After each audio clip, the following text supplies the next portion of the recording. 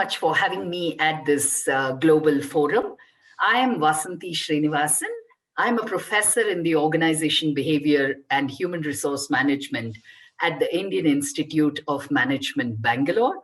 And of course, as a member of the Association of the Asia Pacific Business Schools, our connection goes much longer.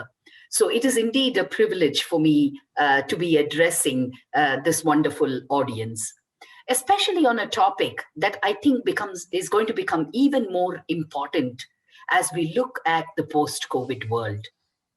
Not that training in sustainability and corporate social responsibility was completely a universal phenomena. Obviously, the context of the nation, the socio-economic, cultural, and institutional factors have a key role in shaping the agenda for both sustainability as well as for corporate social responsibility. As a part of this presentation, I intend to do three things. I'm going to begin by talking about training, teaching, and the academic work that we do in terms of ensuring that our participants understand sustainability and social responsibility. But there is also a second role for management schools like ours, and I'm sure that must be as true for Latin America as it is true for India, is that we play a role in terms of influencing the government, the business, and society. And beyond that, we have a third role to play. Often, management schools like mine, which are in the most top-ranked schools in India and in Asia, there is an expectation that we will walk the talk. And therefore, we demonstrate sustainability and social responsibility in the way we engage with our stakeholders. So these will form the three parts of my presentation. Let me begin with what does training, teaching, and academic focus on sustainability and social responsibility mean for us. Before I begin, I just want to show you the complexity of what I mean when I talk about India. We have 29 states and 22 official languages. We are a country of 1.2 billion people. The median age of the country is 27 years. We have very large inequality in the country, but even more interesting, consistently on the Human Development Indicators and the Gender Gap Report, India fares poorly. And therefore, the ideas of sustainability and social responsibility become so much more critical to schools like ours. I'm sure many of you, like us, are attempting to do and offer a variety of courses in the programs using different methodologies. We have courses ranging from social entrepreneurship to environment management, all the way up to corporate governance. These courses and several others give a spread in terms of the academic focus of the curriculum. Along with this, we have faculty writing cases, we bring in, now why are these cases important? And that kind of ties up to today's theme of the conference, which is that how do you contextualize what we do? So what is it that is universal that we teach, and what is it that is context specific? In the universal, all of us are aware that when we talk of ethics or we talk of sustainability, there are global standards, there are norms, and India as signatory to the United Nations resolutions and conventions, obviously there are global standards that we follow. However, there are also local nuances that are very different. Several of our states fare very poorly in terms of socioeconomic indicators. And therefore, how do we make sure that the participants and students on our program do appreciate the complexity of what it means to work and negotiate in a country like this? In recent years, we've actually started a rural immersion for our students, where they go and spend some time with the not-for-profit organizations, understanding the development issues that exist in our society. Several student clubs work with underprivileged groups, work with government schools to make sure that they get a hands-on experience of understanding the complexity of development. On our executive education programs, quite like our degree granting programs, we do bring in several of these dimensions. Okay. So do we localize it? Yes, we do. Drawing on the global principles, we adapt them to the peculiarities of what it means to lead in India.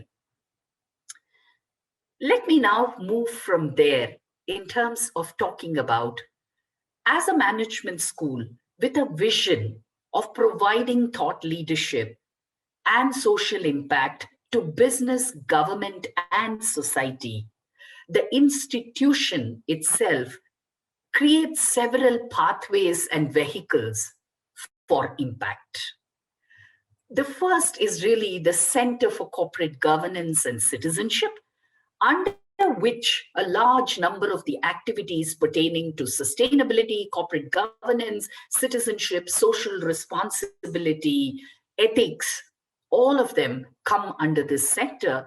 And this center does advocacy, it does research, it offers courses, and does a large number of convenings in terms of bringing stakeholders together. Like I mentioned earlier, in societies like ours, institutions have to walk the talk. I want to talk about 3 ideas on sustainability and social responsibility that we've tried to kind of institutionalize at IIM Bangalore. The first one is what we call as the Office of Disabilities. Every year, we hire about 1 to 2% of our students who come into our programs are persons with disability. And we have all forms of disability, right from hearing to visual to locomotoric, all the way up to autism. So as an institution, we are recognized and have been recognized across the country for being one of the most inclusive schools in terms of infrastructure. So anyone with a wheelchair can move to any part of the institution, or with any other disability, you're completely navigated through the campus. Okay. Now, this becomes important because several other management schools in the country visit us to actually understand what it is that we have done. But infrastructure is just one part of it. When we have to manage this kind of diversity in a country like ours, the other is really equipping the faculty on how to handle students with varied disabilities, whether it's the software that is needed to integrate them better, whether it is support that is required in terms of other facilities. All of this, faculty get training to be able to handle students. I think this deliberate effort at inclusion has made our students much, much more inclusive in the way they actually engage with others. The other one that as a campus, we've had to kind of walk the talk on sustainability is we are one of the most green campuses.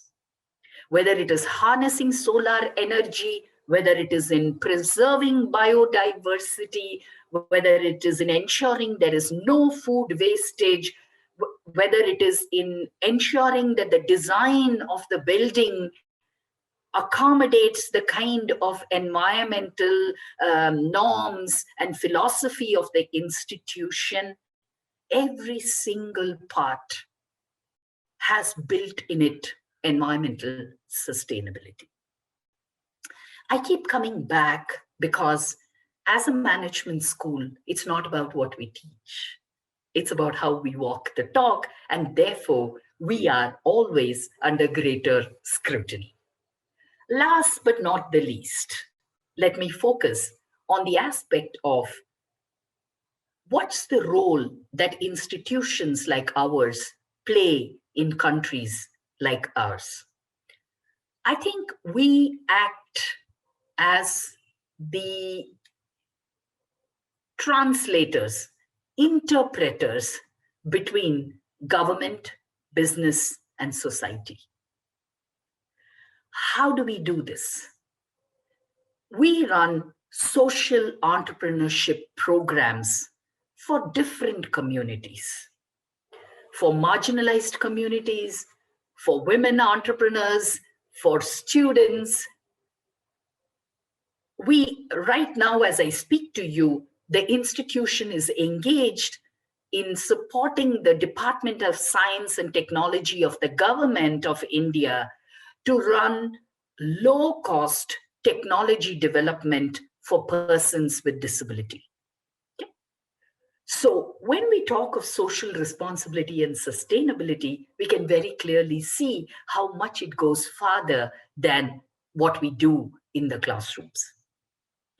The second area that we have over the years been a part of is a lot of our faculty members are part of the government's policy committees. And I'm going to just take my own example to be able to talk about this. The government of India has just recently released the national guidelines on responsible business conduct. So I now work as in drafting the policy, but I am also involved in a project on looking at how to implement business and human rights. So just to summarize, while there are universal principles on environment and sustainability, there is a great deal that is needed, which is to contextualize. I do not believe that the universal principles will apply the same way to every context. It's in the context adaptation that we as faculty and as management schools have a very key role to play. The second is diversity creates tensions, but it also provides opportunities for conversations. And I do believe that what we are having today is only possible because we appreciate that there will be diversity. Last but not the least, inclusiveness is also about demonstrating inclusivity in the way we behave as management schools. And therefore, how do we embody what we teach in the classroom in sustainability and social responsibility? That's as much a question for us as academics, as much as it's a question for administrators. And above all, in societies like ours, where inequality is so high, it's people like us who are the privileged, who have greater responsibility to ask uncomfortable questions. I do believe that that is the role for us as we look at the future. Thank you so much once again for having me on this platform. I think it's a pleasure and an honor to be here. Thank you.